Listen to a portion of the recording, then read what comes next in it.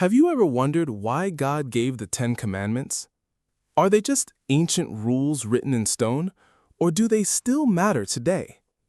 More than 3,000 years ago, God spoke to Moses on Mount Sinai and gave his people a set of laws known as the Ten Commandments.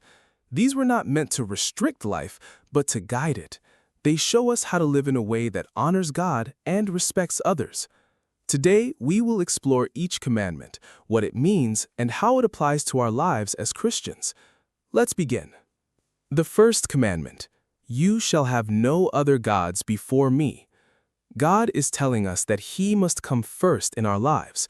Nothing should take His place, not money, not success, not people, and not personal desires. Many things in life can quietly become gods in our hearts when we value them more than God. But God calls us to full devotion, love, and trust in Him above all else. The second commandment, you shall not make for yourself an idol. An idol is anything we worship instead of God. It can be a statue, but it can also be anything we depend on more than God.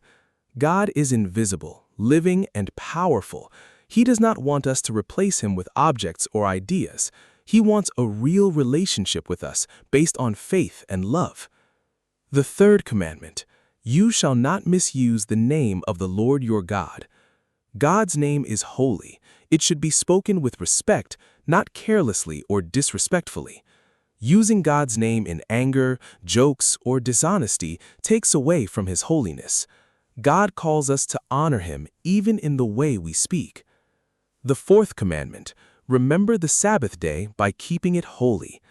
God commands us to rest and to set aside time for Him. In a busy world, we often forget to slow down, but God reminds us that rest is important. The Sabbath is a time to worship, pray, and reconnect with God and family. The fifth commandment, honor your father and your mother. God wants children to respect and value their parents. Parents guide, protect, and teach us. Honoring them means listening, showing gratitude, and treating them with respect. This commandment builds strong families and strong societies. The sixth commandment, you shall not murder. Every human life is precious because every person is created in the image of God. While this commandment speaks against taking life, Jesus also taught that anger and hatred in the heart are dangerous.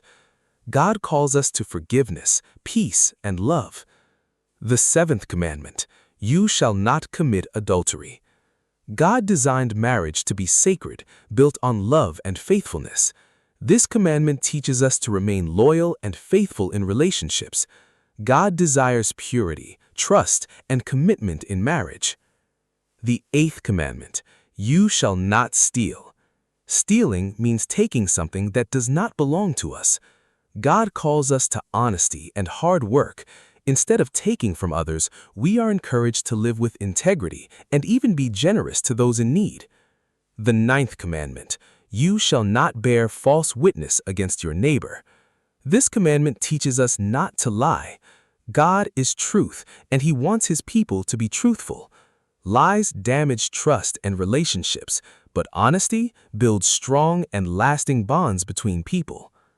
The 10th commandment, you shall not covet.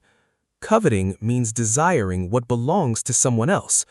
God teaches us to be content and thankful for what we have. Constant comparison leads to jealousy and dissatisfaction, but gratitude brings peace and joy.